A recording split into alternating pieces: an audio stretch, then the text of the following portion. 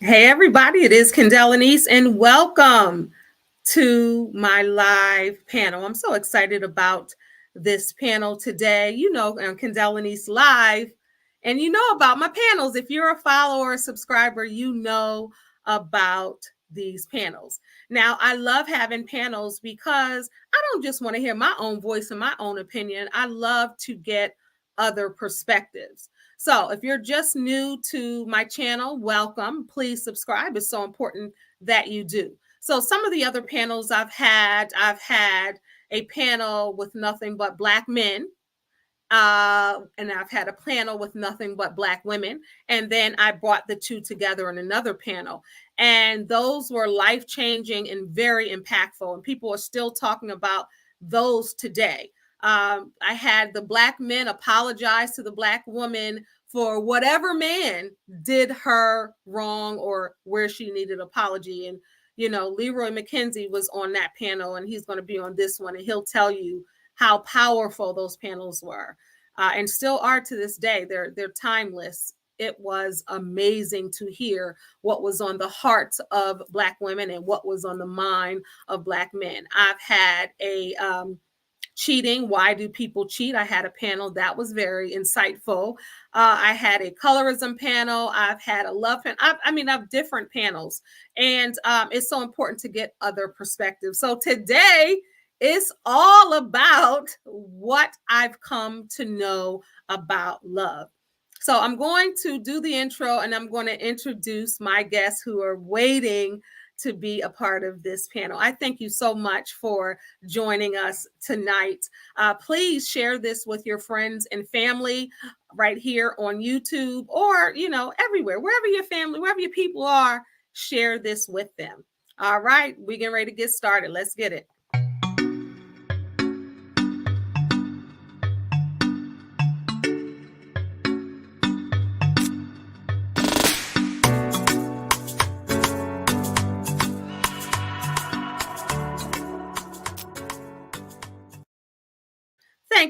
Thank you once again for tuning in to this amazing panel. And I'm claiming it. I know it's going to be amazing because I have amazing guests with a lot to say. The requirements were show your personality and be transparent and honest about this subject.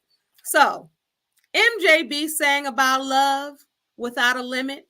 Tina asked, what's love got to do with it? Jeffrey Osborne said he's never been in love so much like this before, along with Keisha Cole and Music Soul Child belting out the word and the sentiment of love. Same word, different definitions. Love is a universal language, and we all have an experience of love in some form or fashion. Now, the Bible, Corinthians 13, love is patient, love is kind, it doesn't brag or boast, it doesn't show itself envious. You can't require what you won't give in love. And we're going to talk about that and a lot more. So I had a conversation with a former fiance, right? And he posed a question. He was like, take this to your audience. And I took it to social media. And he's a good friend of mine. He's getting ready to get married in a few weeks. And I said, well, he asked, well, did you bring it? And I said, well, do you want me to say that? He was like, absolutely. And this was a question that he asked me. He was saying, he asked one time after we parted, did I still love him? And I was like, yeah, I love you. I care for you. And he said, I don't want you to love me like a friend or the love of God like you love everyone else. I want more than that. And he was like, pose that. And I said, well, it's interesting because once you break up, you still love the person, but you don't have those lovey feelings anymore. If you did, you would may or may not still be together. So I'm going to pose that question and a lot more. All right, y'all ready to come? Y'all ready? I see y'all in the waiting room. Y'all ready? Yes, I see them clapping. All right, first up is my boy, Dr. Leroy McKenzie Jr. I was going to read their bios. Just know that these people are credible, okay? I don't want to get into all the bios, but that will give you an opportunity to research these people and follow them. But they're amazing. Trust and believe. All right, so we have my boy, Dr. Leroy McKenzie Jr. Y'all know he is no stranger to my channel. We have a show on Thursdays, More Than Just a Movie, where we break down classic Black films. And we also got a lot of traction when we talked about love on my IG page. This is a subject that we always talk about, and he talks about like people got it twisted. So you're going to hear his opinion, and trust me, Leroy is not afraid to give his opinion. He's an authorpreneur, and he is also the impact builder, connecting people throughout social media and in business. All right, Leroy, welcome to the panel. Good evening, good evening, good evening. What's up, good people? Hey. All right, who do I have next? I like to call him Rev Kev, Kev. All right, he is Kevin V. Montague. He is the founder of KVM Ministries. And he is a great friend of mine. He has been on my channel also, and a guest on my podcast where we talked about fathers on Father's Day, and that was very impactful. All right, Kevin, you ready? And he has a lot to say, and I said, keep it real, and he said, that's what I'm going to do. And today is a special day for him, and I'll allow him to share that with you. We had a side conversation, but welcome, Kevin. Thank you. I appreciate this. Thank you so much, Kendéll. And what's up, Dr. Leroy? We're gonna bring this tonight, Doc. Absolutely. We're gonna make it sound that everybody's gonna be talking about this one. Hey, Kendéll, real quick, what movie? What did he say? I'm gonna break it like Love it's never Jones. been. Love Jones.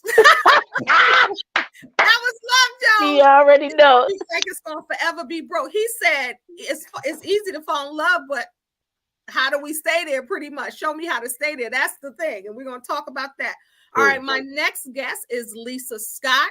She is a manifest coach. She has been on, I think, 2 of my shows during the pandemic where we talked about manifesting and a whole lot more. I've known Lisa since high school. So we are in our 50s, and I've known her that long. And I'm just happy about her success and what she's doing in the field of coaching and manifestation. Welcome, Lisa Scott. Shout out to Jersey. Hey, Kendéll. How you doing? Good, Lisa. How are you? I'm doing good. South Jersey, stand up. Y'all better represent. Yeah. Absolutely. And last but not least, well, I don't know if they're together or not. I can't see, but we'll find out when we bring her on. All right. So Coach Michele. So I just met Coach Michele, and we connected instantly. I was interviewing her for Sheen Magazine. She is the seed thrower. She has an amazing testimony, and I just spotlighted her on my podcast, Shine with Kendéll and Lenice. That's the latest episode, so you guys can check her out, where all podcasts are played to get to know Coach Michele better. But she is the seed thrower. She is throwing seeds, and she's going to be throwing some knowledge to y'all today. And the next guest, I'm going to have Michele on, but we're talking about what I've come to know about love. She loves her husband because she said, can he be on the panel too? And I said, absolutely. So we're going to introduce Coach Michele right now. Yes. Hello, everyone. I'm so excited to be here. Yes. Hey, Michele, how are you? I am fabulous. After I heard Dr. Leroy and Reverend Kevin, I was over here like this. Wow. Then I heard New Jersey, and I'm like, yes, New York, New Jersey. Yes. And yes, I have my amazing husband. Are you going to introduce him, or am I?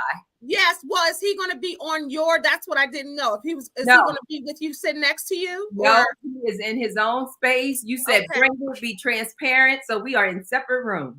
All right. Look at, I see him right here. So yes, introduce him. A short intro, because I know that's your man. You could probably go for hours and hours, like the song says.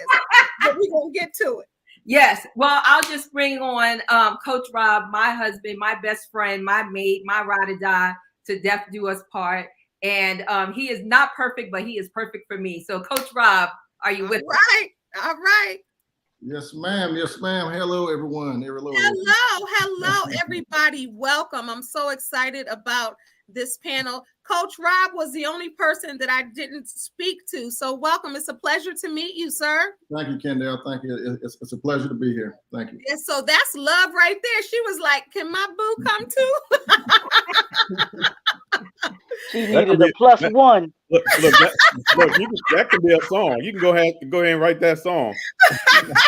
Can my boo come too? If your boo can't come too, Hashtag can my boo come too. That's you right. know what? Hey. You know I'm a writer, and you know I write the songs that make the people yeah. sing, so Just don't sing it. Just don't right, sing it. exactly. And I will not sing it. You know, I don't need no ideas because I got my book right here. I will be writing some notes down.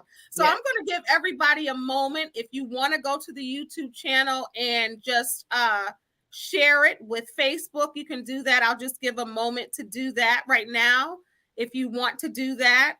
But we want them to watch on YouTube. So that's really what we want them to do. All right, so we're going to get right into it. I got some notes because I had a lot to say during for this show, and I didn't want to miss some of my points. But how's everybody doing? Wonderful. Fabulous. Great. Excellent. Doing great. I love it. So I thought it would be awesome to have some people who've never been married, who've been divorced, who have been married for a long time. Lisa has two, and two people here. And I don't know if it's a special day for Rev Kev. I don't know if you want to share. You can or cannot. That's your business. He said he may or may not. So let the spirit move you as it may. Well, we'll see as time goes on. All right. Sounds good to me. All right, y'all. So I just want us to be respectful. I don't mind if you have a point and you want to just get it out. Just let the person finish their last word and then get it out, because everyone has something valuable to say, and I don't want someone to get clipped where they can't finish their thought. Right. And but if you want to comment when somebody is talking, feel free to do that. You don't have to yourselves. This is an open forum and conversation. All I ask is you just be honest, transparent, and you use your personality, because everybody has a great personality up here. We have some watching live, so that's awesome. All right, so I'll go with Lisa first. Lisa, so when I first said, hey, you want to be a part of this panel, you were like, well, what is the panel about? And I told you, and you were like, I'm in. Tell me what made you say yes to this particular panel and conversation. Because of the fact that love means so many different things to me now than when, I would first think about it, or when I was younger. I've been married for 26 years, together for 31 years. And just that word love means so many things to me now. It has expanded beyond just marriage. I've just expanded in understanding. So I want to share all of that here. Yeah. It's not just about marital relationships or whatever, because there's a romantic love or a marketed love that people are used to following. And there's reality. So come on, I'm here for it. I'm here to talk about it. And I love that. And I'm glad you brought that point up. And we're going to talk about that too. That romanticized kind of love. And then the love that sustains 31 years. And I'm sure that shows different faces and different forms. Oh, yeah. Especially as you begin to grow up and your children grow up and, and the dynamics changing. So I'm definitely going to talk about that. Kev, what did you think when I said, hey, when Leroy and I were like, Leroy was like, is Kevin going to be a part of this conversation? What was the first thing you thought when I said that this is what I was going to do? At first I was like, am I really qualified to talk about love? Based upon being married twice, Mm-hmm. and both of them were, one of them, my first wife passed, second wife divorced. Mm-hmm. So the question is, am I qualified to even talk about this, and do I have enough information? And then God spoke to me and said, you qualified, because you've been there, you've done that, you've done things well, and then you did things that things that were not well. Mm-hmm. So you got the whole aspect, even when it comes to a relationship, from being single to married to being divorced. Mm-hmm. You have a viewpoint that many people do not have.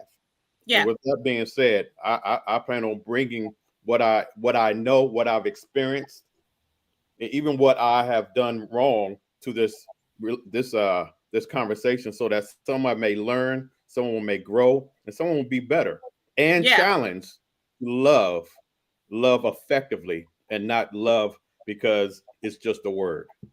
Right. Yep. So true. And I have a lot of your experiences also. Been married, divorced, engaged, go together, go through all of those steps for whatever reason. And with love is very layered. And that's what I want to talk about that today, because as a coach and as a woman, I think that everything that you experience in life, you come to know. Like what Oprah used to say, what I know for sure. Like what you come to know about love. And I didn't want to title it what you believe in love, or what you've come to know. And that comes with life experiences like you were talking about. How about you, Coach Michele? When I said you got to be a part of this conversation. I can't hear you. Are you on mute? One of the things you mentioned is transparency. So that's something that I practice every single day. I believe that, my life being as colorful as it is and was, I just wanted to share, because so many times in my life, and I was married, divorced, and married, I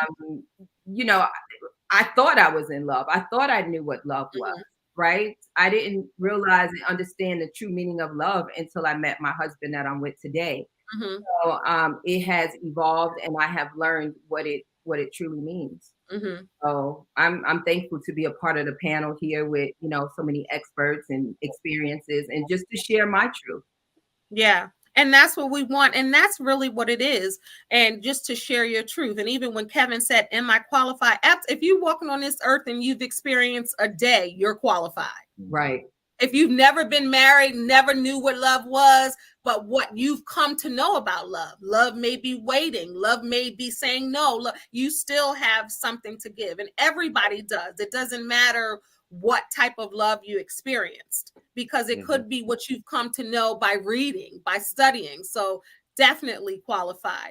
All right, Coach Rob, when Coach Michele said, we bringing you on board too, you're going to be part of this. What did you think? Well, I kind of checked it out, and I seen there's going to be 3 females and 3 brothers, so I figured there has to be somewhat of a balance here, brothers. So, when you speak about love, it's definitely different viewpoints on what love actually is. And me and my wife, we've met, like I say, like she was speaking. I'll piggyback off of her as far as not really knowing love until you get somebody that you're just compatible with. You can show unconditional love and get it in return. Yeah. And basically bring it back to our ancestors. The grandmamas, the big mamas, granddad, when they basically loved through hard times. Love is long suffering and just kind of pushing through it. Yeah. So, yeah. And reading both of your backgrounds, you share a lot. Both of you have been homeless. Both of you have been single parents separately. So I'm sure that those kind of experiences that you both have together, I'm sure that brings out the best in each of you. And that's just my speculation. Absolutely right. Yeah. And I think that's powerful. All right, Leroy. So Leroy was the first person I went to, and this panel was actually going to be different. And then when I met Coach Michele, y'all gonna be on the next one though. I didn't want to have a whole bunch of people, because then you can't hear. Like, I could have a panel of 20 people, but what kind of richness? We could get richness, but I really wanted to go in detail, so I didn't want to make it that big. But Leroy, we talk about love often. That's my brother, and he doesn't like the state of the millennials what's going on Clubhouse and TikTok and Instagram, and we always get into these conversations. So he was the first one I went to. All right, Leroy. So what did you think when I said, all right, let's do this panel? And he's been a part of a couple of my panels when I talked about, he's been on quite a few panels. So talk about a little bit about the experience with the panels before, so they in the past, so they can get an understanding of what we do here, and why you decided to be a part of this. Well, I wasn't going to say no to you when you had the idea of doing this. So, but it's the previous panels that you've done. For those that haven't watched them, you can go to Kendéll Lenice's YouTube channel, and they're on there. For people to be able to see the conversations that she mentioned that we have, the all female panel, the all male panel, and then the combination of the two. Each of them in their own right were powerful. But Kendéll, the one that I just thought blew it out the water was the combination one. And you know this. I said that the one where you had the men apologizing to the women and the women apologizing to the men. That was something I'd never seen, never felt before. And that was a different type of energy that flowed through that particular panel and that particular conversation that we had.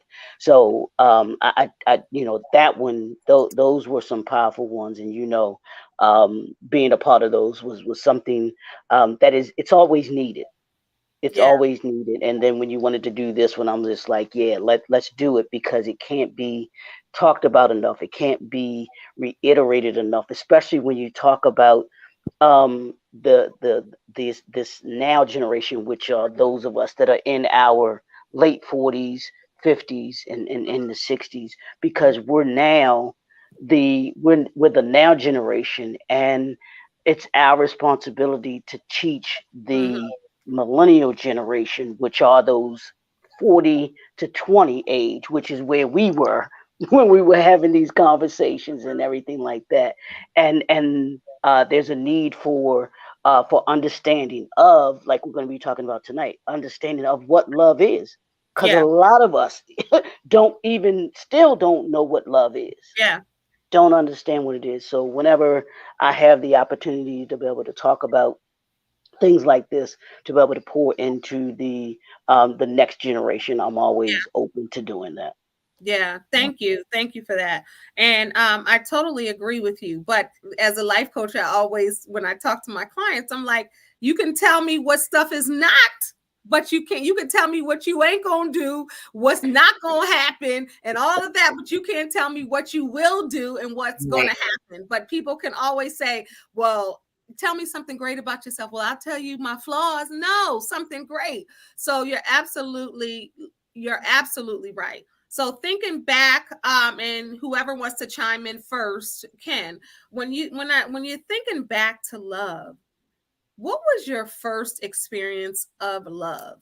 And when I think back, and I even asked myself this question in the introduction, and now we're talking about that romantic love, not when your mom, kissed you on your forehead, but I remember my first little boyfriend, and it was in junior high school. And I remember he used to come from the high school to my junior high school and walk me home. And then sometimes he would have a snack for me. How about that?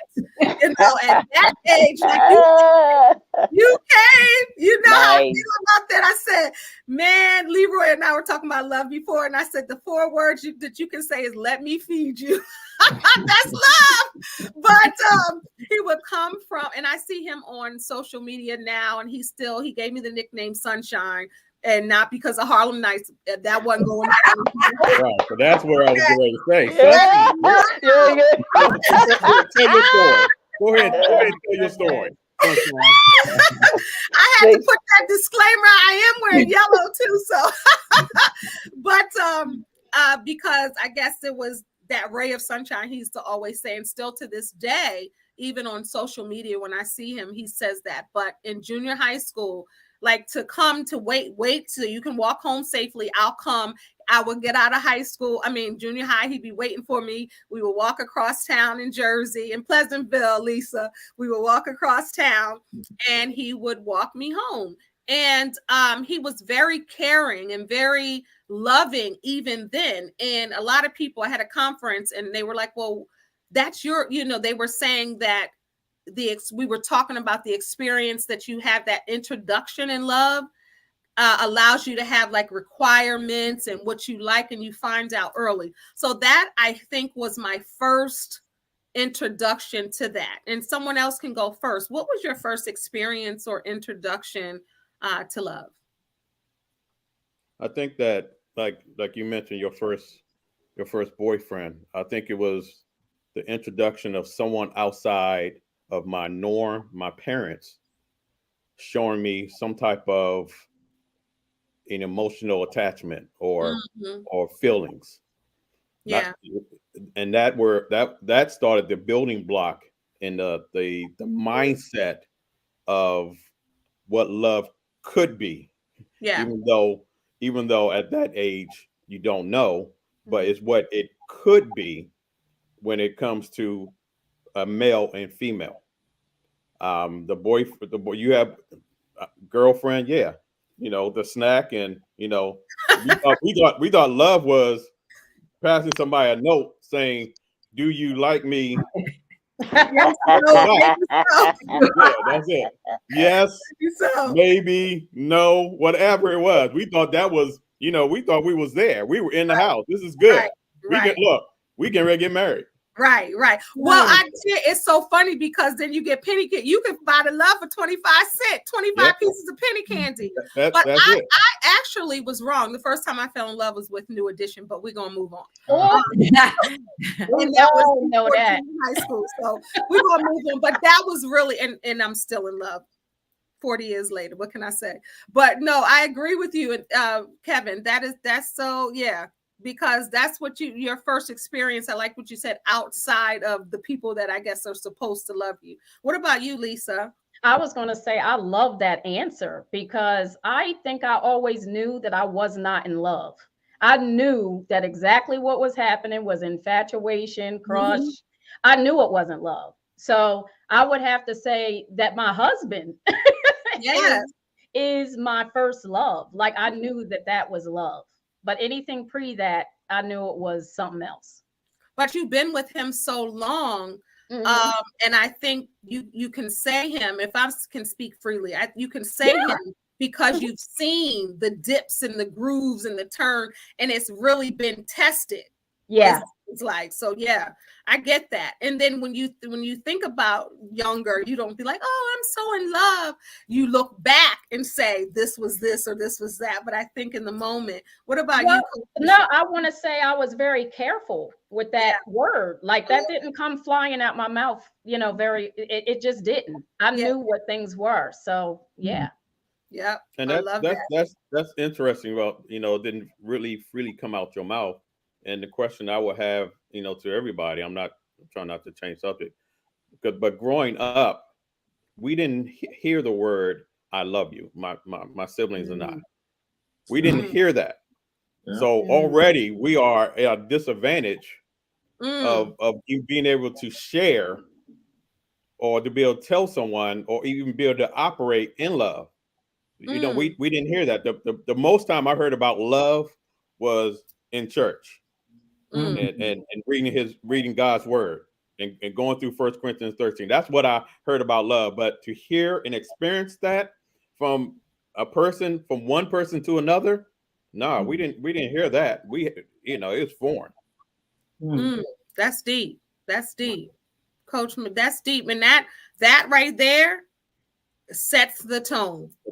That's it. It sets the tone, because now you're like jumping out of a plane without a parachute, and you're trying to hope that you land properly. Right. And I share with my children now, because I didn't receive it and I didn't hear it.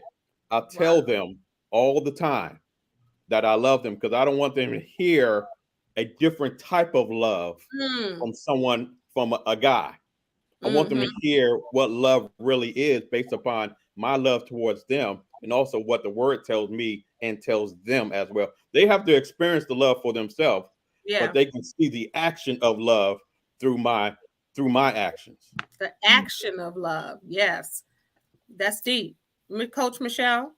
So that's deep right there. Like that's a whole nother segment.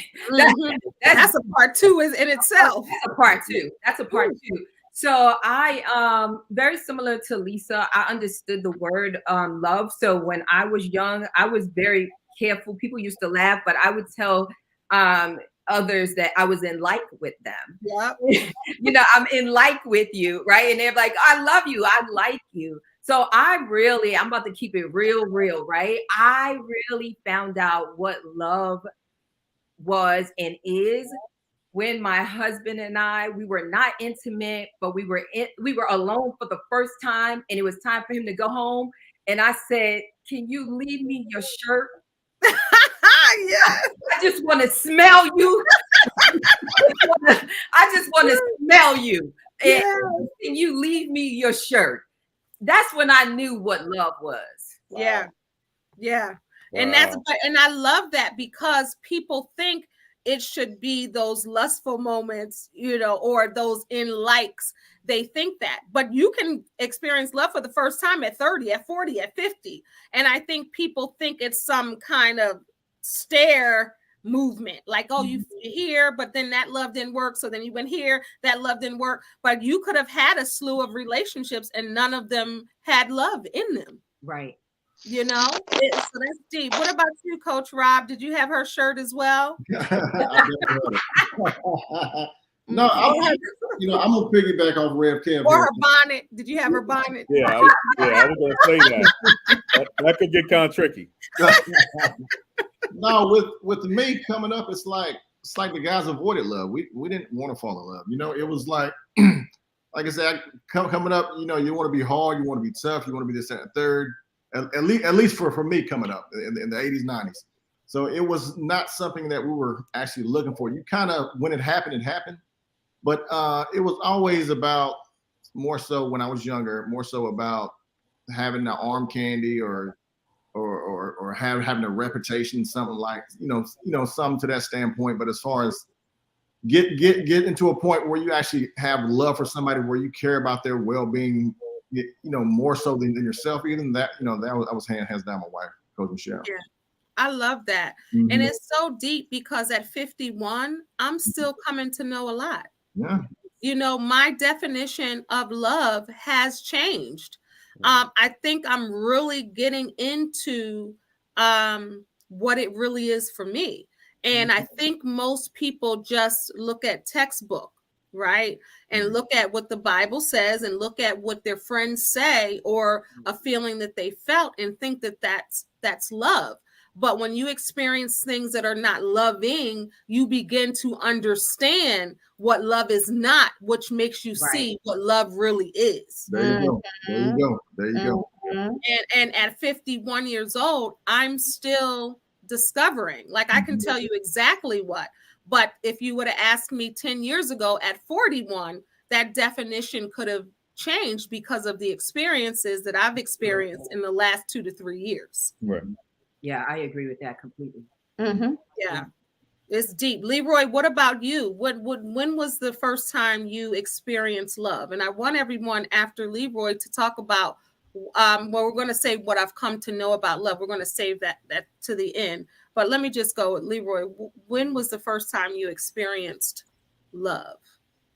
Well, when I think about it, and you had me as everybody was talking, I was thinking about one of the first, I don't say what I thought was love. And I think when we're younger like that, I think we do think that it is love.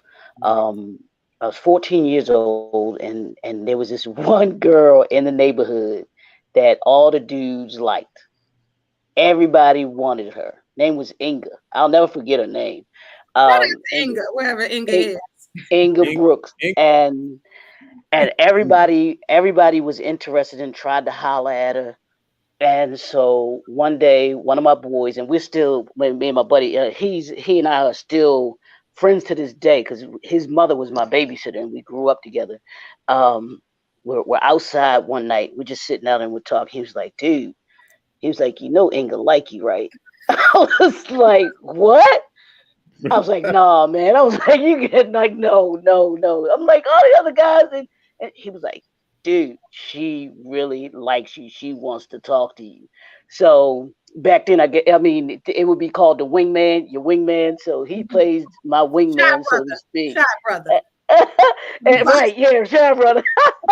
So he's like, he goes, tells Inga that, you know, that I like her too and everything like that. So he set it up so that we could talk a little bit at her back door one night because she had to be in the house a certain time, and of course we could hang out a little bit too right in the area where we were. But so I go to the back door, talk to her for a minute, and then after that, we decided to, I think we had exchanged numbers or whatever, and then I think the next day or whatever, we're sitting out on the porch at night because we had to be sitting in the area and everything like that.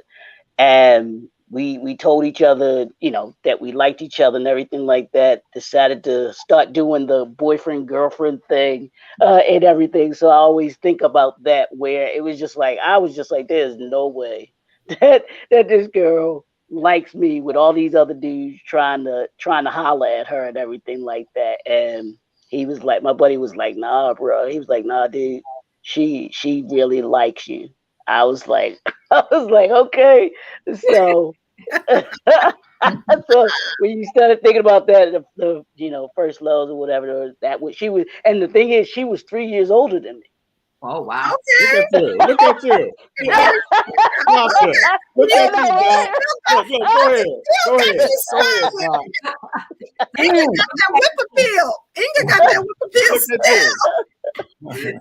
So everyone is liking the conversation. I just want to acknowledge we have a lot of viewers. Thank you so much for taking the time to join. Everybody got their crew here. Oh, you too kind. She said it's a 51 where. Okay, hey now. I appreciate it. I appreciate it. Everyone is like great, everybody.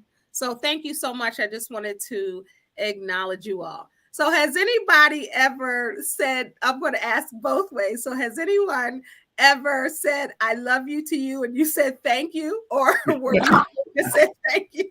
No. I.e., I you have didn't done say that. it back? You mean you didn't say it back? Yes. Right. Did you say thank you? Oh, yeah. Lisa Yes. said, oh, yeah. Yeah, absolutely. Yes, Wow. indeed. Yes. Yes. Yeah. Yes. Were you the one that said thank you, or No, were I you was- the I one that was- received the thank No, you? I was the one that said, thank you. Yeah, exactly. Yes. Because when Wow. that awkward moment happens, Someone said in the comments they have. She said, "Oh my gosh, I have." it's very awkward. You Trying can't. to be It's polite like and honest at the same time. Yeah. out of clear blue sky, go bam. And they expect, they're really expecting, but after that, what happens to the relationship? Done. It's done. Wow. It's done. Right. Done. You can't recover from that. You cannot. Nope. Yeah, Nope. you really Just go ahead. can't. Just go ahead and close the book. Yep, Yep. it's over. Okay, has anybody got thank you'd? Or did everyone just say thank you? I'm I said careful. thank you. I got thank you. I got thank you. Not Yeah. me, because I'm But- careful when I say that L word. Yeah. See, I very got thank careful. you. you I got thank you, and look at God's design, because you wouldn't have Rob now. Right. Exactly. Her It husband was- is it was Rob a too, crush. by the way. It was a crush. It was a crush. But you know. Yeah. He made room. So Yeah. Yeah. That's all. That's all. All right, so that leads me to heartbreak. What have you come to know about love through heartbreak? And has anyone had their heart broken in love? I did. Yeah. Oh, Okay, yeah. let's talk about it.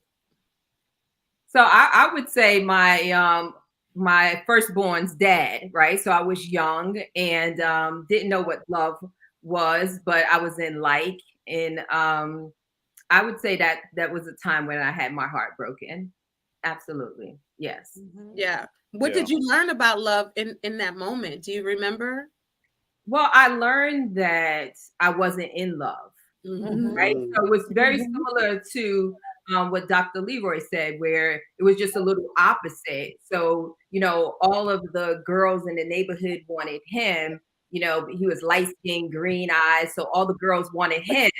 So the girls were really willing to do whatever with him. And we did whatever, and I ended up pregnant. So, you know what I mean? I thought about New Jack City when you said that, pretty mother. I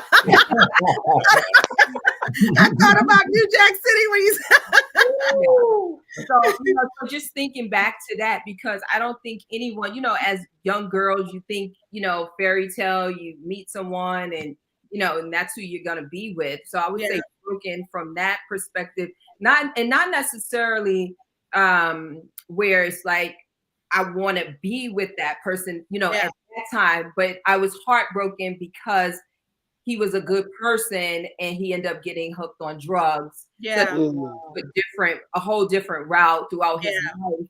Wow. So really heartbroken because my son didn't have a father. Yeah. You know what I mean? Yeah. Not but for my son. Yeah. And so many women, and thank you for sharing that. So many women experience that.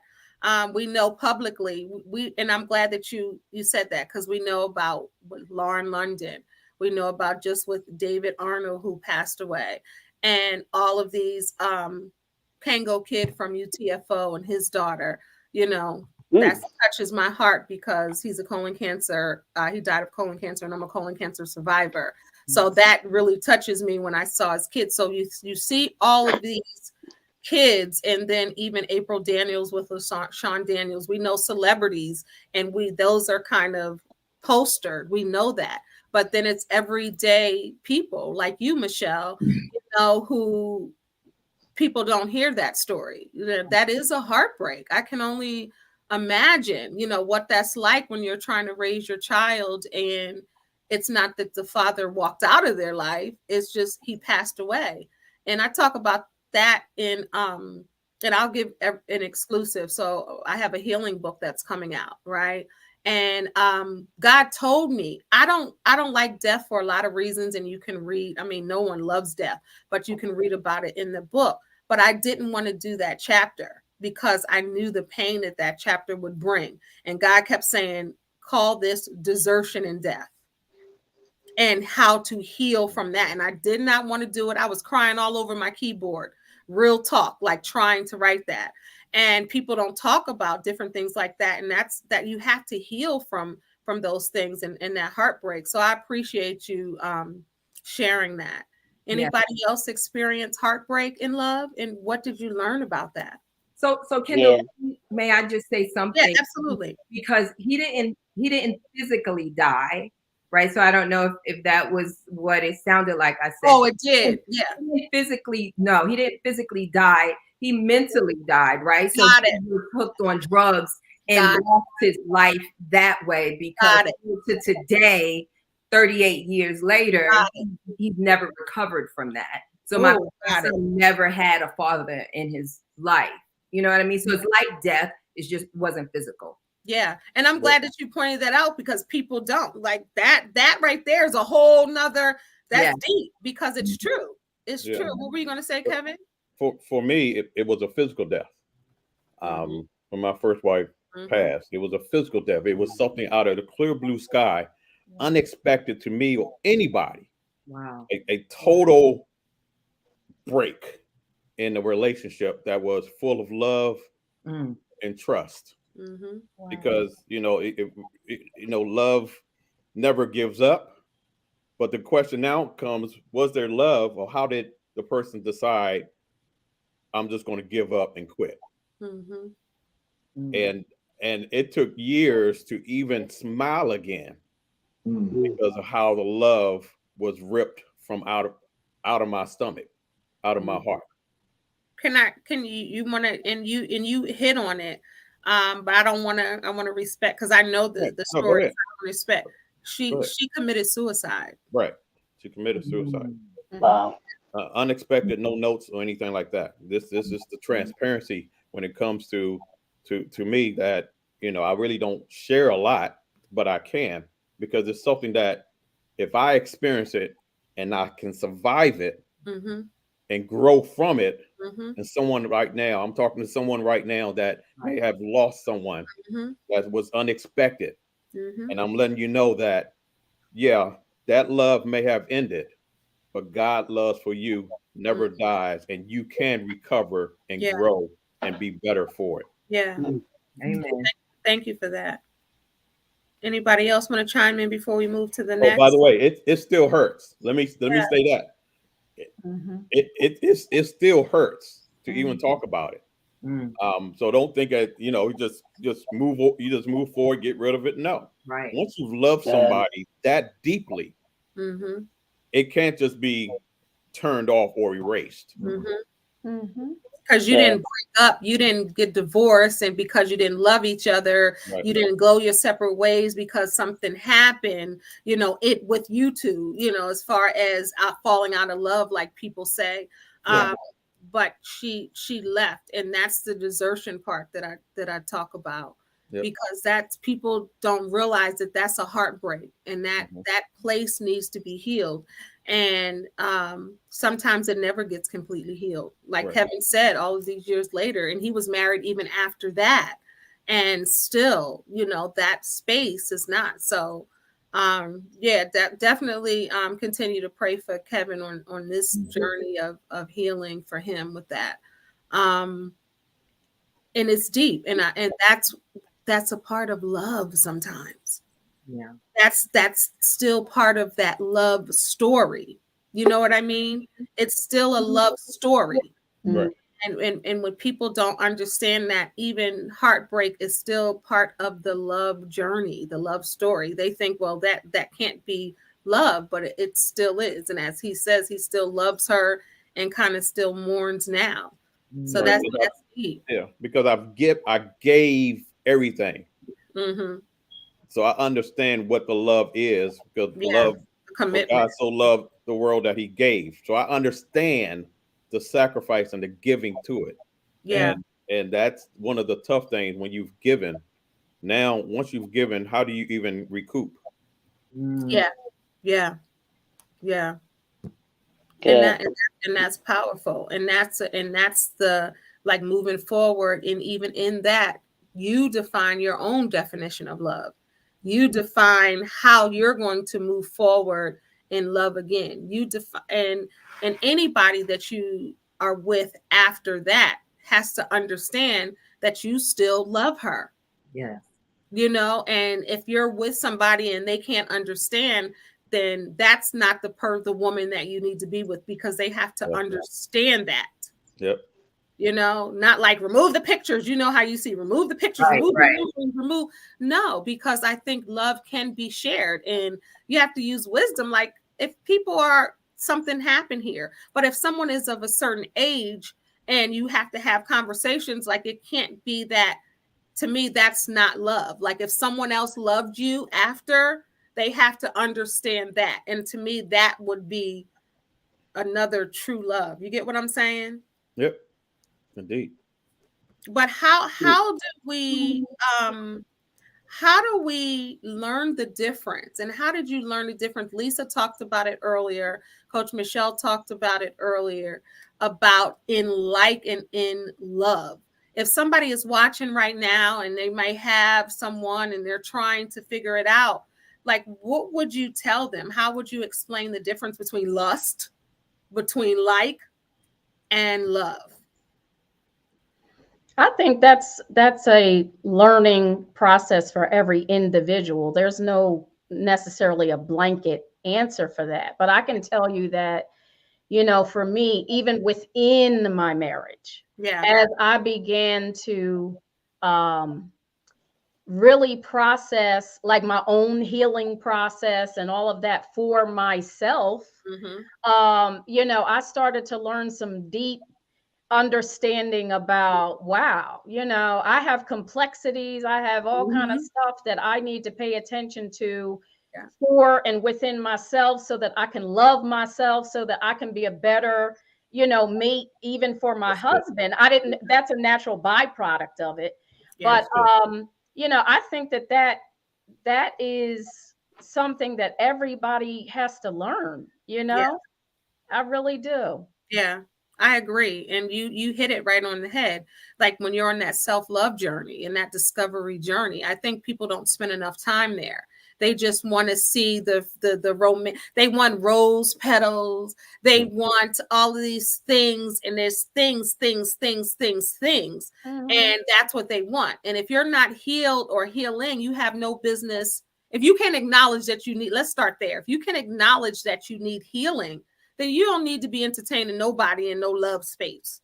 Right. You gotta really understand what's happening with you and get to know. So you hit it right on the head when you talked about that self-love. What Well, about you know what? Let me because there's something that just popped in my head as you were talking. Because this will be interesting, everybody. Because I think about the fact that like our prefrontal lobe doesn't even fully develop till we're 25 years old. 25? Yeah. So how the heck do we know anything about anything when our brain is not even fully developed? So we're processing things based on, what we're seeing around us. But and that's why I'm back to everybody has to understand this for themselves. But we're being the norm, so to speak, is what everybody around us is doing without, that transparency and paying attention to ourselves and understanding we still have development to go through ourselves before we can even truly understand, how to connect with another human being. Absolutely. Yeah. Absolutely. Yeah. Michele, what would you like? How do you even define the word love and like? Because you said you used to you knew and you were clear on that I'm in like. You were clear. How did you have the distinction between like and love? Like, how were you able to see it so well? So, I mean, that's a great question. I was able to, it was very crystal clear for me. Because I connected on so many different levels with my husband. So, prior to my husband, and again, this is just being honest so it can help somebody, is that I always, unfortunately, I always had a motive. I'm sorry, but it's true. I always had a motive on, what could this person do for me? So, being from the South Bronx, trying to survive, being a single mom, I always wanted more. So I didn't make the best decisions. I dated guys that sold drugs. I dated guys because they could do something for me if I could be as real as possible. So I never, until I got older, really been in a relationship where I identify what love is, right? So when you ask me, what does that mean? It means to me someone that completes me, someone that I complete, someone that I love holistically, everything about them, right? So when my husband and I met, we literally text each other probably for, I don't know how many months, probably 2 months. We were just texting each other. So then we went into, he asked if we could go out, and where did he want to go? He wanted to go to a library, right? I've never had a guy want to go to the library. I never had a guy want to read. And so there's just so many facets of my husband that I've never experienced. I mean, we were on vacation last week, 2 hours alone on the beach, 2 hours talking about stories in the Bible. And he was educating me and teaching me and being able to relate business, life to scripture, to stories. So he fills me in so many ways. Every single Yes, people don't realize how important that is. I had a conversation with Leroy offline about reading and how I met somebody and they were like, "You mean read for fun?" And I was like, "Ooh." Like one time I was, but they don't understand like that type of that's deep. Yeah, that connection. And then just on top of all of those connections and similarities and likes and differences, and then on top of that, amazing sex. It's like, so talk about have it all. That's right. That's right. Right now. Hey, that's part of love. Yeah, I mean, and everything. I'm glad you brought that up. Nothing. I'm glad that you brought that up Thank because you. people act like they can't talk about it. Right. Like it's so crazy. And then even Christians, I'd be like, it's a lot of Christian little babies running around here, so somebody's having sex. Okay. What you mean? Like I know a lot of Christian kids. Right. Talk about it. Talk about it. So I'm so glad that you brought that up, Michele, because I don't know why with grown folks, why do you guys think it's such a hard topic to talk about in some rooms? Like, why do you think that? I think society would have us think the wrong way about it, and to make it seem like it's nasty.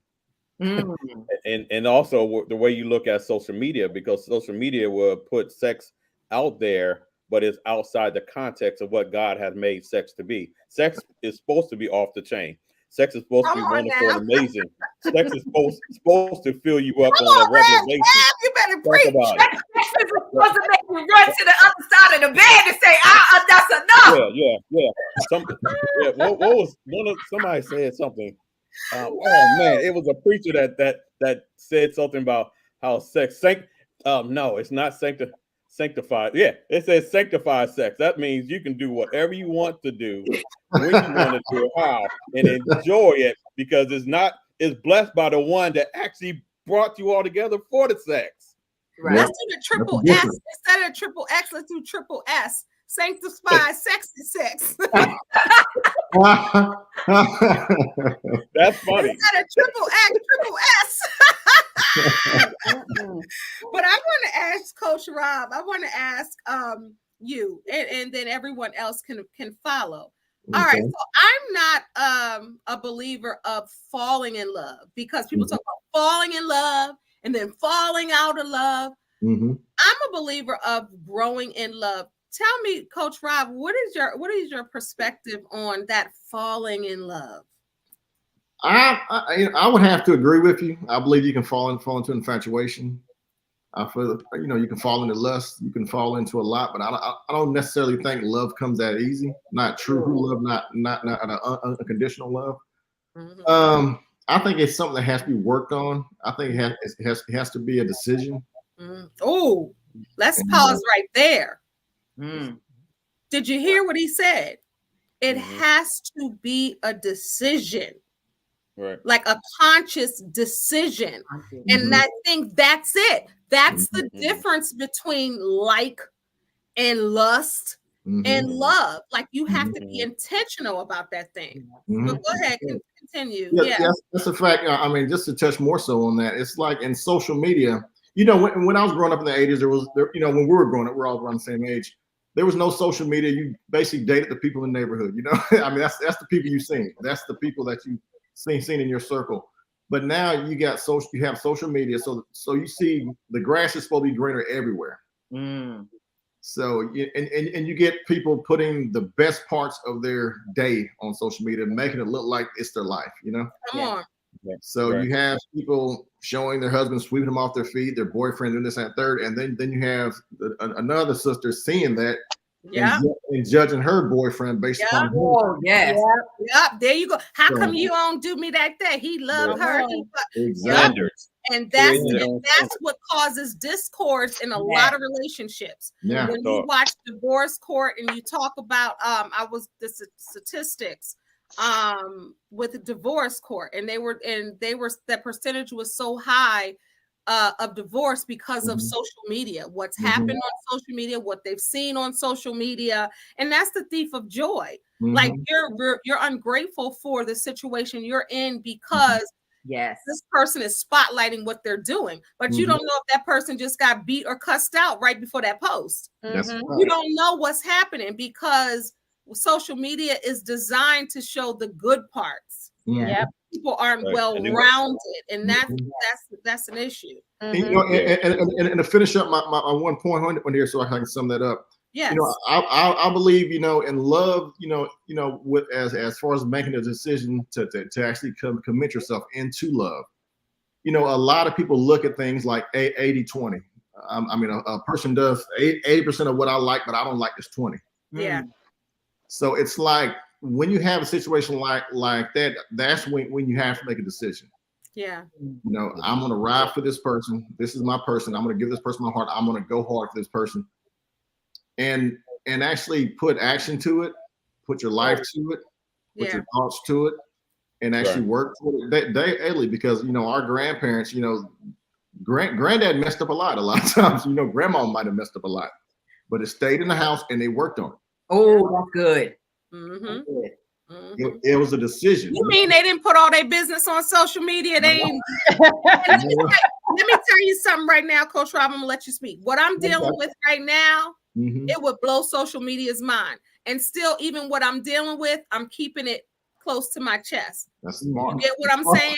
I could blast and I can have all the likes and people could be like, Kendéll, I'm so sorry that you're going through this. And I can have 1 million views on what I'm going through right now. But that's not the way. Right. God will take care of all that other stuff. That's boot camp. Bash somebody. Yep. I have some bash worthy things. Would I do that? Absolutely not. Because I do believe that there's good in everybody and you have to look at both sides. But I don't get anything from that because I don't need 1 million likes. I don't need 1 million followers to do that. And people want everybody to jump on their bandwagon, feel sorry for them, get all the likes, go viral, because thing, and they're missing the point. Yeah, they're totally missing it. But go, I want you to finish your okay. And then I'm going to read a comment. Okay. I'll wrap it up quick. You know, and the basic sums up. You know, you got to find your partner. You know, I know what Coach Michele loves. So if I do that more, and return, she knows what I love, and she gives me what I want, and she gets what she wants. So you know, it's my job to try to make her life better, and it's her job to try to make mine better, and it works. I love that. I remember David Mann and Tamala Mann said that they try to outdo one another, loving one another. Exactly. Wow. Like they are in competition to outdo each other, loving one another. So Ascension community. All right, Leroy and you're gonna appreciate this, and Reverend Kevin, you're gonna appreciate this. Someone said that's a clubhouse room waiting to happen. Sanctified sex. Somebody say yeah. Divine Nature said she's loving, or he or she, I'm not sure, loving this vibe here. Thank you so much. And thank you everyone else we had a come on, Coach Michele. We got a lot going on here. And then Ascension Community says that's that romanticized love that people talk about. Leroy, I want to ask you about when I think of love, and I was jotting things down and I said love, LOVE, learning about you, understanding, and if you're patient, you can be vested in that type of love that's everlasting. So that's the LOVE. And that's when I thought about love, that's what I thought about. Leroy, and then what's the sweetest thing about love? Well, I think the sweetest thing about love to me is sharing life and sharing memories with someone. Oh, that's good. That's beautiful. That's good. That you care about, because at the end of the day, when you have that person that only gets you, and I'm sure the coaches that are married, they can attest to this, where they probably had times where they might be at an event, or they might be somewhere, they give a look to each other and they know they just it's something just between them two. They might bust out laughing. I done told you this is what we talk about. You have those moments where you just like, you know, that's what I think about when I think about what that is. And then and I don't know if you all have seen it, Kendéll. I know you're on TikTok a lot, so you might have. But you have these couples. You have the couples that do the petty stuff, that do the petty things against each other. And it's fun things like that you're able to do. And I saw one the other day that I just thought blew me away. It was a brother and his wife is sitting on the couch, and I forgot the song. I forgot the song that he had playing, but he was like, this is how I make my wife smile. And he was dancing, and she's sitting on the couch, And she is just like this dude right here. But she was smiling, Yeah. doing those kinds of things that you can I'm experience with someone. smiling just with you talking about it. Right, So right. just imagine the people living in it. Lisa, you shaking your head.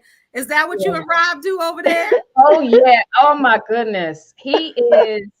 I love it. I love what you just shared, because our special time when I go to the car and I have a cup of coffee in the car, or I Oh, go to the car and he left me a card, Mm. or after something like 31 that. years. After Huh?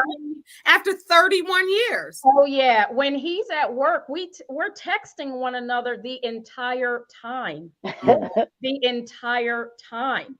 Now, and back to what you said, Kendéll, that's not something I jump on social media and share about so I can get a bunch of likes. Right. You know what I mean? But that is what is happening. And this Yeah. is, back to what Coach Rob was saying, it's back to that choosing one another. When I talk to my son about my relationship with my husband, I say to my son, we keep choosing one another over and over again. That's good. Mm. And because of that, it allows us to keep doing what we're doing in terms of like the texting and when we're asleep, we're throwing our leg on one another Yes, and come on now. all this type of stuff. So I'll just stop right there. But you haven't. Look at you. But you know what? That is a sweet spot. That is the sweetest thing about love. When you have that person that gets you, when you have the little simple things like having your coffee in the car and still texting and missing each other and you just left, that is that sweet spot. And and there's a lot of lessons, there's a lot of heartbreak, but we must talk about the sweet spots of love. That's so important. When anybody else want to chime in? Can I just share? When I do premarital counseling, that's one of the things that I talk about to young couples and old couples. Even when you all don't like each other, can you still choose them? In spite of all else, everybody needs to be asked that question. Even when the person doesn't choose you back. Woo! That's that. Woo! Wow. Will you still say yes to them? That's deep. I'm just, even when the person's on their sick bed. Anybody watch, what was the name of that movie? When the couples are getting ready to, the ladies get ready to pass, she has Alzheimer's. Oh, you talking about my movie? You talking about my movie? Oh gosh, why can't I think? I know exactly what you're talking about. So, yeah, the lady, they together, and then the next thing you know, she has Alzheimer's and she can't love him. Notebook, she can't love him back. The Notebook. I have all my couples go, before you get married, you watch The Notebook, because that shows what love can be. But even at the end of the day, will you still love that person, even if they just don't have the zero? If they only have 0%, can you love them to 100? Wow, that's deep.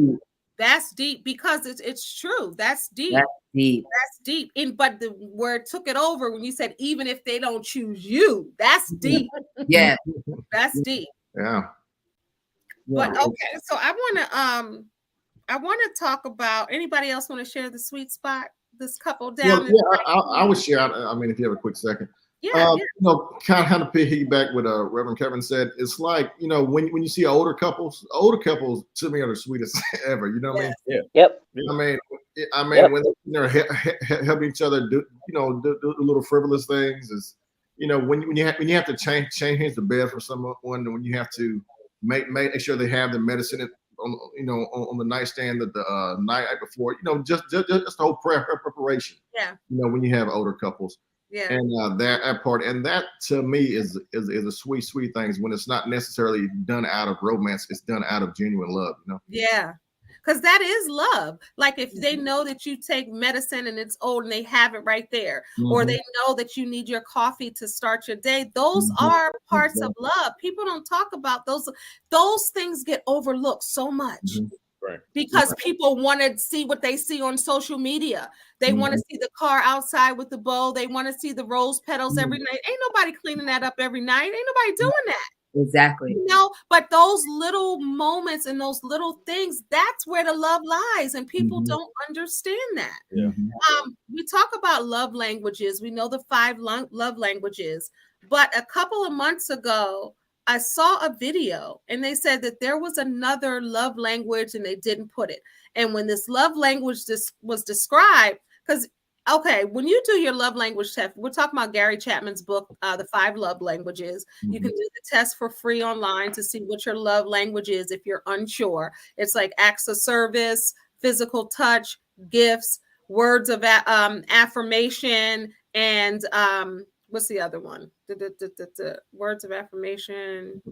Acts of service, receiving gifts, quality time. Quality time. That's it. Quality time. Clearly, that ain't my love language because I must have forgotten. but it's another one that they said that they've forgotten, a 6th one. And I was like, yes, I love acts of service and words of affirmation. That's great. But when they mentioned the 6th one, I was like, that is my love language. And it was feeling seen and feeling known. So that's what Lisa was just saying, that you know that I like coffee in the morning, so I'm gonna sit this here. That words of affirmation, you gave me a card, but then also that feeling seen and feeling known, and that's the 6th love language. So I think that you all were describing that when Coach Rob said what he said, and Lisa, you as well. So when people always talk about in love and love, is there truly a difference? It'd be like, I love you, but I'm not in love with you. Is there a difference? And if so, what is the difference? I think there's a difference. I mean, I can love someone, right? And love someone, respect someone, and not be in love with them. Absolutely. I mean, when my husband leaves, we're together every day. We work together. And when he leaves, before he gets to where he's going, I miss him. You know what I mean? So in love, and I care about him. I mean, before we started, he brought me a glass of water because he's like, you're going to be talking. So here's a glass of water. So I think there's definitely a difference. I mean, I love so many people. You know what I mean? It's a different type of love when I say in love. You know what I mean? It's just a whole, I want everything about him to be okay. You know what I mean? I want to make sure that he's always good. So there's definitely a difference. Yeah. How do you learn that? If somebody wants to learn, Lisa talked about really self-love and starting that. And we talked about healing those spots. But how does one get to that point where they can recognize that love and they know that that's the kind of love that fills their cup? Because I want to talk about that after. What fills your love cup up? I believe. Go ahead, Rob. I believe once someone actually receives love and actually feels love, they'll be more inclined to show love in return. As far as in love, that's my opinion. Yeah, I agree with that. Anybody else? I also think that that kind of love it's being tested. It has to go through several different tests in order to see if it's authentic or not. Exactly. And time will bring it all out to let you know whether you are in love or you just love the person because it feels good for the moment. Yeah. I believe I'm sorry, go ahead, Lisa. I was actually just going to say, when I hear in love, it reminds me of something being active. And it's right back to a choosing. I'm actively participating in this. I'm actively choosing this. I'm actively consciously aware of you, So you can love people, but that doesn't necessarily make you active in that whole thing. You jump in, you jump back out. But in love, you continue to be conscious and active and participating in that exchange back and forth. Yeah. And I agree with that. I never thought about it that way. When you say in love, you're actively. I like that a lot. I agree. I truly believe, just based on the relationships that I've had and the relationship that I'm in now, I just really give God the glory. I do. I really feel like, amen, that Rob was specifically created for me. I just do believe that, because we have so many similarities, and the level of communication that we have is something that I've never experienced with anybody, not just with a man, but just with anyone. So I do believe that it's different, at least from my experience. It's different when you finally get in alignment with the person that God has created specifically for you. yeah, The level of understanding, the level of grace, the level of respect, the level of every single word, every adjective, everything that I can think of is there. And then to be in a situation where, when you're not happy, when something doesn't go your way, because it's not 100% happiness all the time, right. when you have so much respect and love for the other person, where you can say, I just need a minute, let me just step away, versus saying things that you don't really mean, but you're in a space where of disappointment.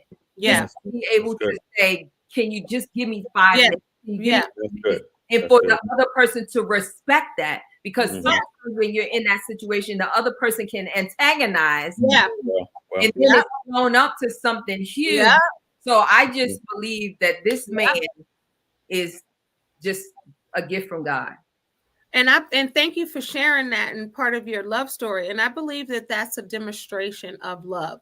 You know, what I feel is, you wouldn't, if it's truly love, you wouldn't say anything to hurt that person, because it's almost like speaking it back to yourself. Right. Yes. So that love so much, like I wouldn't call Lisa this kind of name or say this, because I feel like I'm talking to myself, because the love is there. And I think that that's like, you think twice before you open your mouth. You say, well, what would this hurt or harm? Is it even worth me speaking? Like, you really are conscious and intentional about the words you choose. To me, that is love. Yes. Right. Yeah, And part of love well, that people don't talk about. People think, oh, well, I can cuss him out, she can cuss me out, and blah, blah, blah, blah. To me, that's not love. I don't care if you were together 25 years and you're taking trips and you're putting stuff on social media. If you're cussing each other out and you're treating each other badly just to have makeup sex, I've seen it, trust me, then you know what I mean? I've heard, I know. I'm telling you, I hear a lot. Trust me, as a coach, even, you know, some of my own experiences, also everything that I've learned over the years, and it's bringing me back to that. And to me, it's like, if you're cussing each other out, I saw a couple that have been married a very long time on social media. I know that there had been some infidelities. I know that there have been a lot of things going on in their marriage. Separate bedroom, just everything, right? But on social media, let me tell you something. I had to call my friend. I was like, I'm so happy y'all good. She was like, no, I just cussed them out earlier.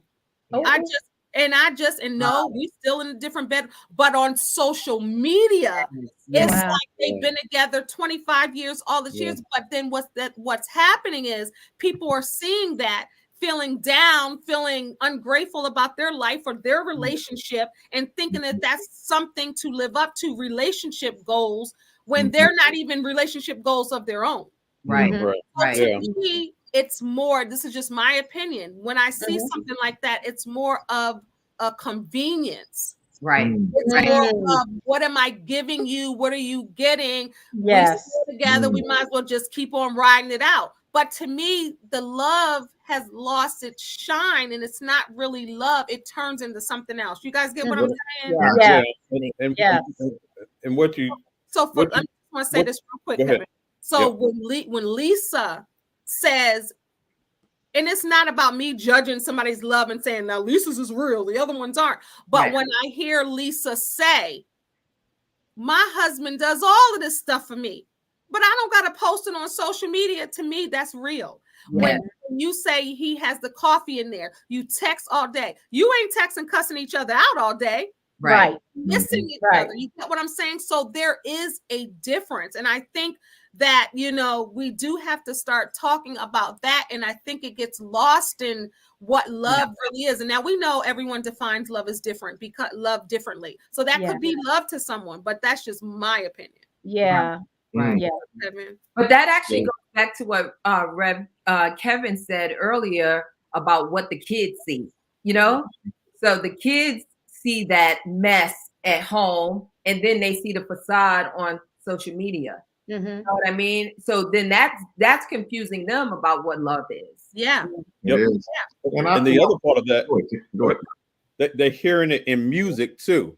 That's one part we haven't really talked about. What they're hearing is then being formulated in their mind and their hearts. The next thing you know, it comes out through a false action that ends up injuring themselves or holding themselves back from what really God has for them. Yeah, I agree. The music that I don't know about y'all, but you know, I know y'all love this kind of music, but this music is crazy. It's crazy. It's not conducive to relationships. It's not. Ain't no love in that music. Not at all. There's no love. No, it's not.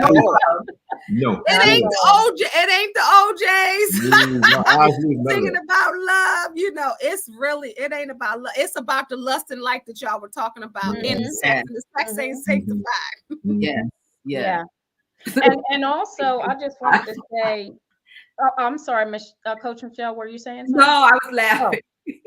I was going to say, you know, I don't want to create the illusion that we're saying that nothing can go wrong in your marriage, or that you don't have disagreement or things like that. However, it's the recovery process, how you recover. It really is, because I might say something, you know, off the wall or whatever to my husband, and what happened, the first one convicted is me. Right. You know, I walk away from that and say, how could I have said that better? How could I have done that better? Or even if he says to me, you know, you need to watch your tone, or watch this, you know, this type of thing, I have to be willing to, you know, take a step back and self-assess, you know, what is going on. I'm so glad you said that. Yeah. But that self-assessment is really, really important, you know. And as far as the children, because they're in the house, so you're not, you know, as much as this, we're putting one thing on social media and something else is going on in the house. These kids are not stupid. Come on. They see everything, and they're assessing everything. And I'm so grateful that, like, when I get in the car with my children, if we're riding and something pops up in my head, I need to talk to my daughter about this, you know, paying attention to her intuition, trusting her gut feeling. If something don't feel right, it's not right. You know, that is there for a reason. You know, these types of things is so important for us, you know, to be talking to our children, because they are self-assessing. They're looking at everything that's happening. And so if they have questions or something like that, I'm more than willing to talk, because I don't want them to go to the street, you know, and do something contrary, you know. So. But I'm glad that you said that, because that is a part of love, and people don't talk. Their disagreements. It's about how you recover and how you're able to self-assess and say, you know what? I had no business speaking to you like that. You know, please forgive me. Apologize. That's a part of love that people, just because you have a great relationship, don't get it twisted. There are issues, and if you're dealing with two different people, there's going to be an issue or a problem. But it's about the recovery process. So I'm glad that you spoke about that. It's so, I mean, we're definitely going to have to do a part 2, because, you know, it's a lot of things that we still have. I mean, we're talking about love, you know, so it's a lot that we haven't even covered. I do want to ask this question, though. From your past experiences, what have you kept close to your heart that you've learned about love that you can apply in your relationship now or your future relationship? Okay. I'll speak on that if you don't mind. You know, with my previous relationship, my previous marriage, It went south. My ex-wife got on drugs, which in return had me losing everything to the point of being homeless with my kids and recovering from that. The biggest thing that I took from that is to protect my house. Mm. You know, protect the walls, you know, hold the walls, fortify the house. Yeah. That's my job. And what Miss Lisa was speaking about earlier, as far as her and her husband, I believe that for men, this might be good for the ladies that's listening. For men, I think respect is key first. You know, I don't think we can feel love if we don't feel respect first. Oh yes, that's good. And I think a woman, if we don't feel safe, we can't feel love. There it is. Yeah. There you go. There it is. Yeah, those are the two: respect for men and protection. Yeah. And covering Yeah. of women. Yeah. Yeah. Woo. And that's what I learned. Yep. Yeah. And that's so powerful. Thank you for sharing that, Coach Rob. I Mhm. just want to go to the comments. Yeah. People are so engaged in this conversation. This is a dope conversation. I love Ascension Community. She's talking to, or he's talking to everybody like, you missed this. This was a good conversation. Like trying to catch them up. That's right. Those are my peeps, Kendéll. That's my community. Ascension Community. Shout out to Ascension Community. I love it. Well, they're keeping everybody together in the comments. yeah. That's what I'm talking about. Oh, You work those yeah. comments. Yeah. They run rooms, so they know what's up. They know exactly what to do. Yes. They said, welcome. This is Kendéll and Issa. Okay, this is Okay. thank you. I appreciate it. Look at how you don't have to tell the people I nothing. know. I need you back for part 2 of Ascension Community. Oh, yes. And then Go ahead, Empire, Lynn. then Empire says, in love means they are on the top of my priority list to God. Love can equate to I care enough to tolerate you. What y'all think about? Oh, see, That's real. that That's real. tolerate. Like, No, I'm not Tolerate. trying to do the this, I don't like I this. don't know about That word tolerate. I can agree with that because I can actually agree with that because if you have a long-term relationship for 30 years, that person in their 20s is not the same in the 50s. You know? Oh, That's true. Are they accepting them, not tolerating? Tolerate. You know, so there's going to be phases within 20 something to 50 something or 60 something that a person might have a midlife crisis for about 2 years. You know, they might switch up and try to do stuff. You know, Or that's a lot of menopause, time. child, That's- or menopause. Oh, yes. That's a lot of tolerate. That's a lot of tolerate. I'm glad my husband ain't sitting here right now. If we talk about menopause, then I guess they are tolerating. I was going to say, we learning about that word. I'll take it back. That could be tolerate when it's you hot, then you cold, then you don't want to snuggle, then you do, then you want the cover on, then you want it off. Right. Got an attitude, and then you don't. Yeah, maybe since I went through that, Coach Rob went through it with me. Maybe I know. about That's why he knew. He's foreseen what we were going to say because he knew about that hateration and toleration Mary J. Blige talk about. Yes. It was something because initially when I heard the word, I was like, I know, me too. I was like, okay, yeah. But listen, me, you, and Michele all Yes. said, whoop. Like, we all, and it's funny, the women, Kevin didn't say anything. The women were like, wait a minute. tolerate. Right. Rob, I got, you know. Yeah, you got it, man. So I was over here looking for the Vaseline. Hey, it's some truth Me, in it. not tolerate me. We about to Exactly. move next on that one. Yes. Well, it's there's so much. We're definitely. Are you guys game for part 2? Absolutely. Cool. Yeah. We'll work with each other's time. Then I think Leroy, I'm not sure what was happening with Leroy, but I want to ask 2 more questions before we end. And I'm so glad we're engaging you all.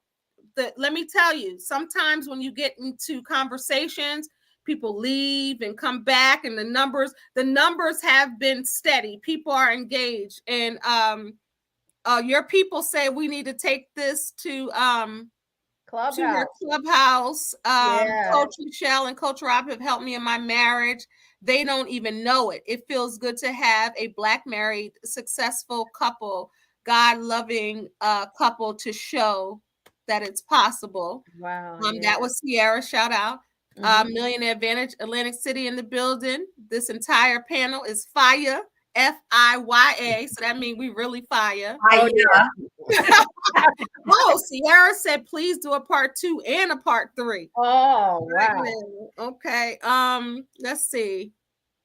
Hey, Coach Rob and Coach Michele, we love you. Hello. Let's see. It's a lot of comments. That's so powerful, Lisa. Something powerful you said. That was earlier. She said a lot of powerful things. Choosing to love each other over and over again. It's a lot. So everybody, I see you. If I don't call you out, oh, Jennifer Gregory said, I so needed this part 2, please, with 5 E's. So I want to ask Michele Tribe. Hello, Coach Michele Tribe. Yes, come on now, everybody. And then someone else said part 2. Yes, please. Ascension Community said that. Awesome. All right.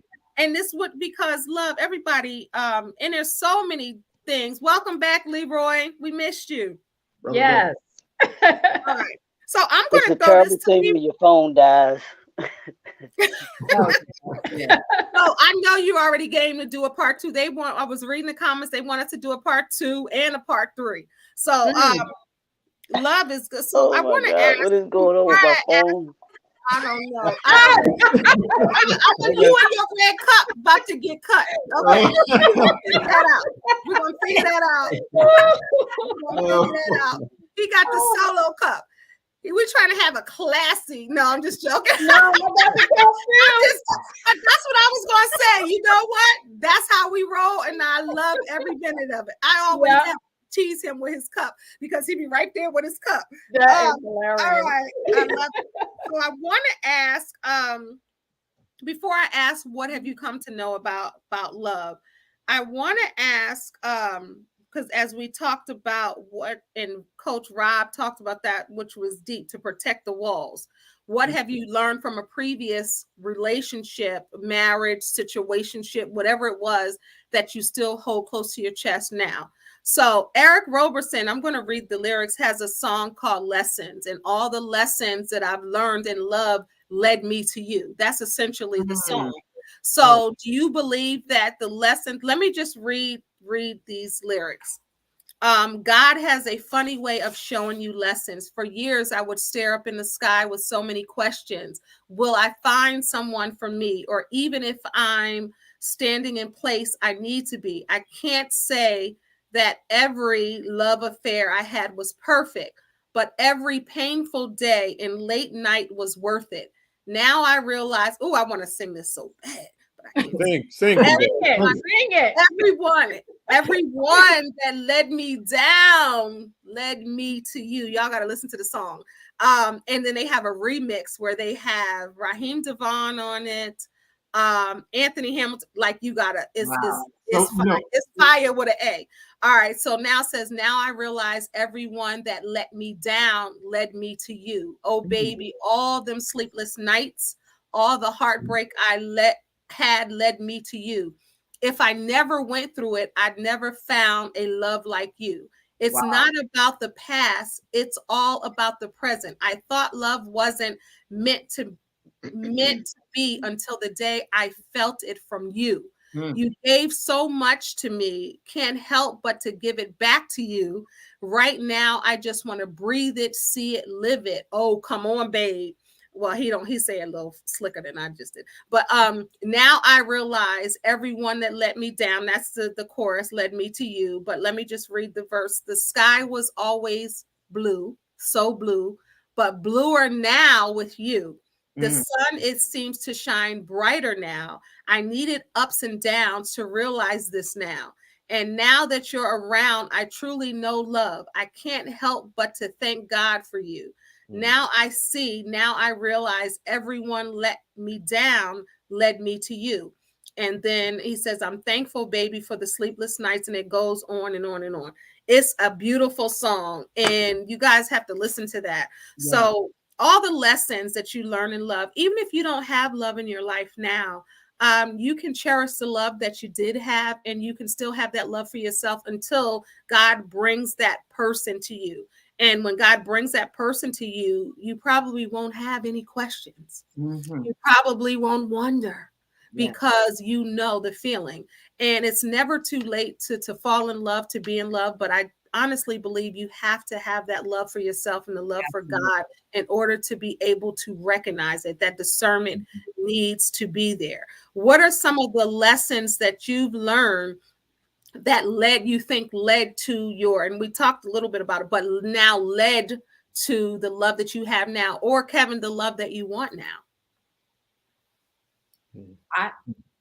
May I? Or you're going? Yeah, I'll say for me, when I went through my divorce, it goes back to what Lisa said earlier about self-love and, taking care of yourself. Mhm. Is when I separated, I gave myself time. I literally started over. Mhm. And I had one goal, and that one goal was to become closer to God, to really identify what I wanted the next part of my life to be like. And so I really think taking that time to identify and love yourself unconditionally and fix whatever you got going on Mhm. allowed me to look at the previous relationships, and really what I took from those relationships was lessons where I could do better. Yes. I could do better, because it's so easy for us to blame the other person. Come on, Michele. So when I took that time to say, I just want to build a relationship with God, Come on, Michele. me, and look at all the things that I didn't do right. All the things. So just to be a little transparent, my ex-husband had a relationship outside of the marriage. So it's easy to say him, and blame him. And I walked away from that marriage and let him keep everything. So from the outside, everybody thought I was crazy. This man cheated on you, and you let him keep the house. You let him keep all this, and you moved. But I took ownership, because no one truly knew that I was not intimate with this man. I was not the wife that he needed. So I took that away from the relationship and said, come on, into the next relationship, it's going to be the right relationship, because I'm going to be whole. Because right now I'm broken. And if I find somebody right now, they're going to get the broken Michele. And it's a hot mess. So let me fix me and let God deal with me, so I could be the best version of me when I meet the man that God has put here for me.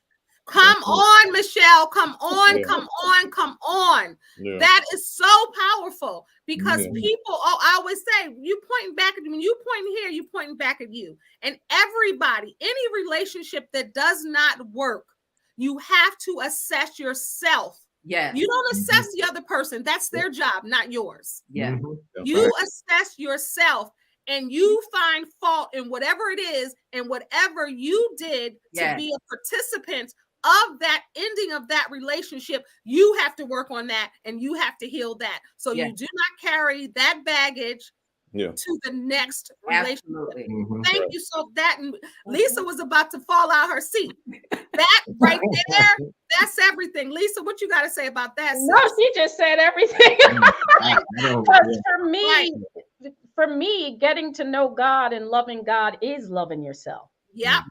So that is, and everything that Coach Michele said.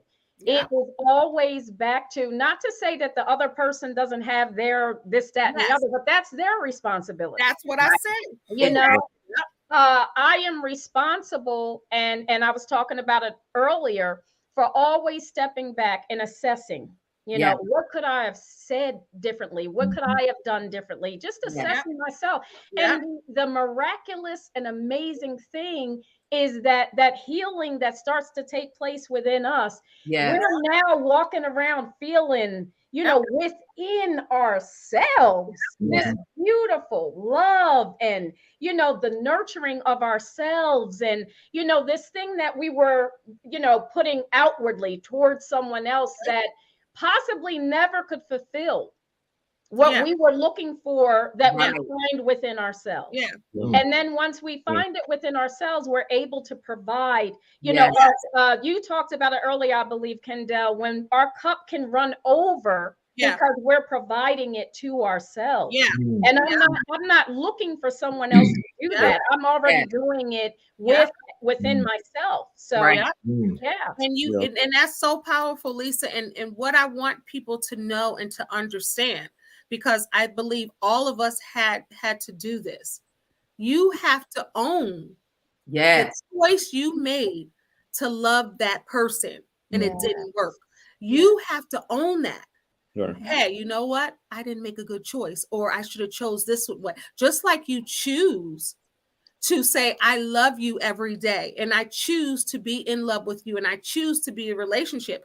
You have to watch your choices too, because people ignore certain things, and people ignore certain things in other people, but they ignore things in themselves as well. So when you make a choice and a decision to love, you have to really watch who you make the choice and decision. Okay. Okay. So I think sometimes people think that women are the ones who, who have been broken, who have been broken up with, who have had the heartbreak, who had all these things. But there's a lot of pain that men experience from women.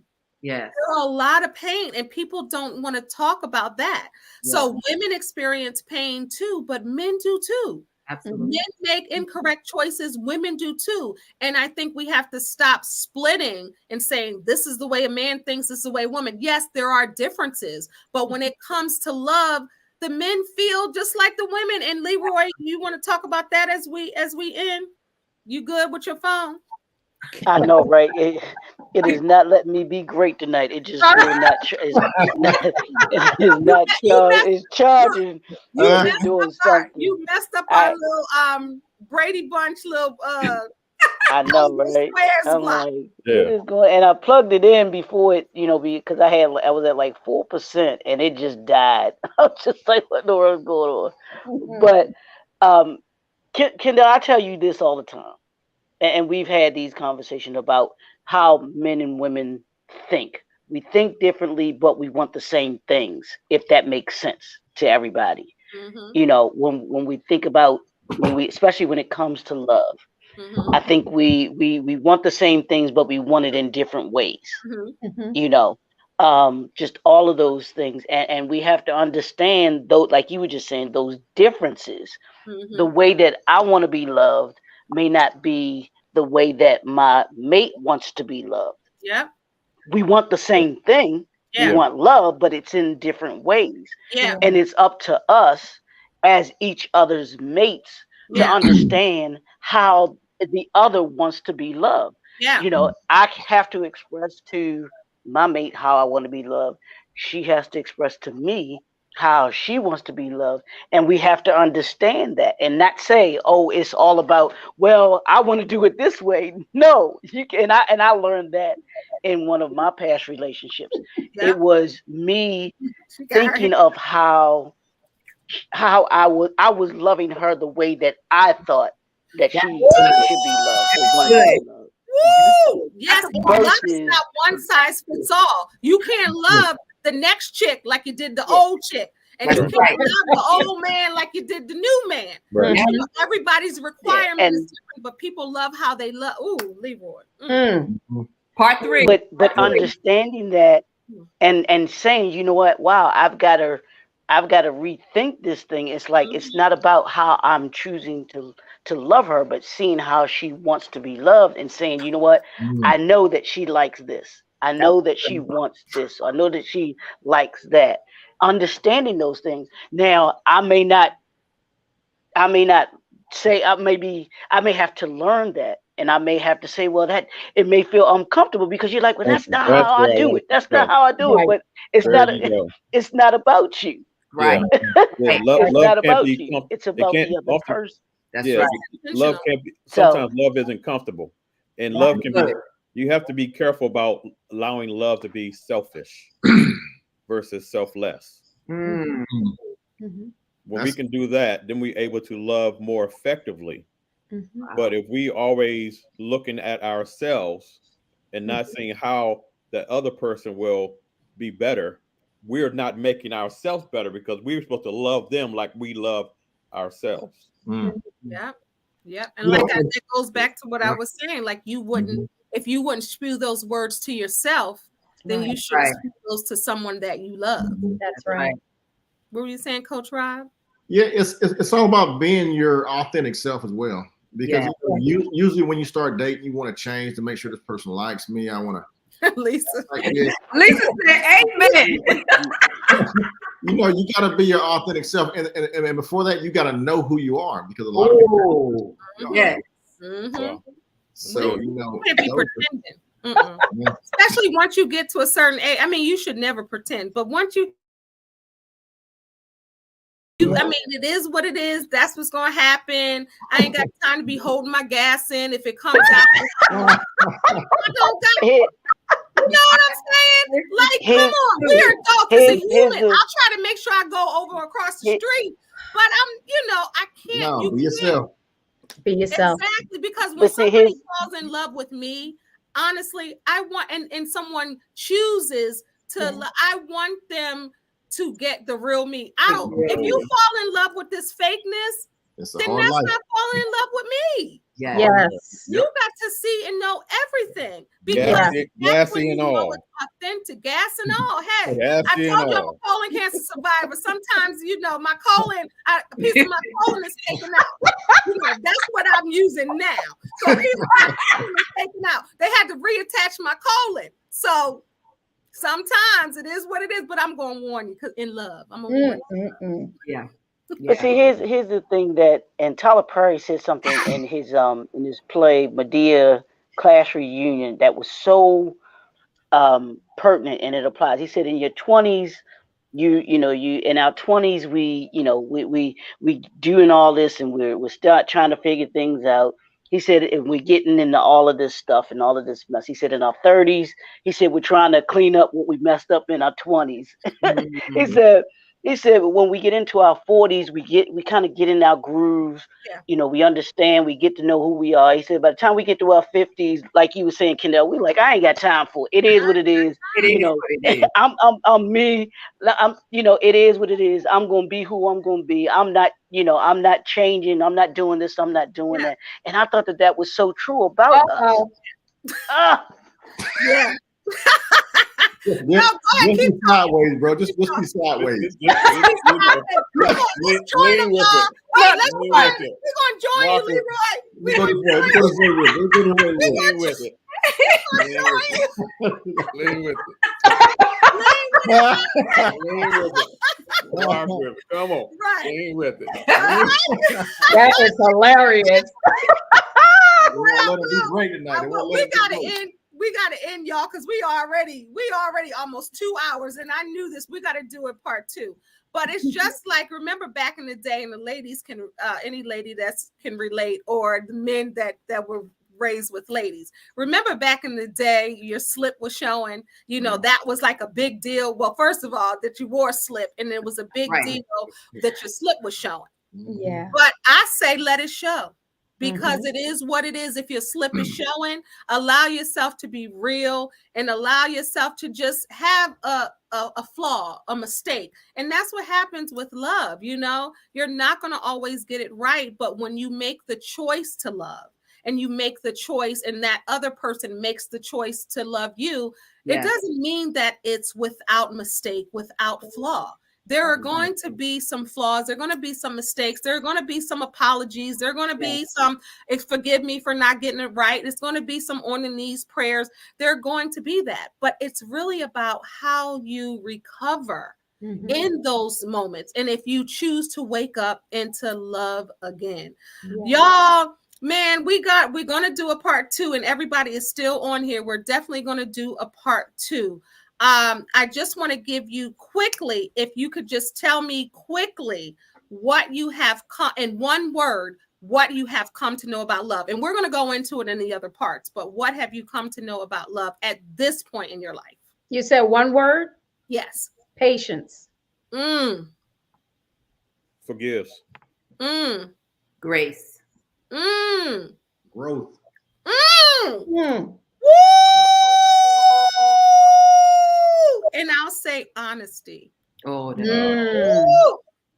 Lord have mercy. I wish I knew what Leroy would say.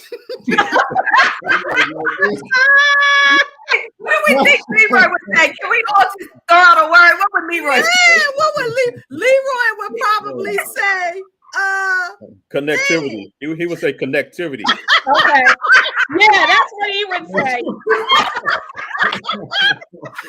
Oh my goodness. And we are going to end there, y'all. I mean, thank you for rocking with us. It's almost 2 hours. Let me tell you something. One thing about YouTube is people don't say with conversations they're not enjoying. People will jump on, see what's happening, and jump off. And we had people staying with us. Ascension Community said, got me leaning to the side.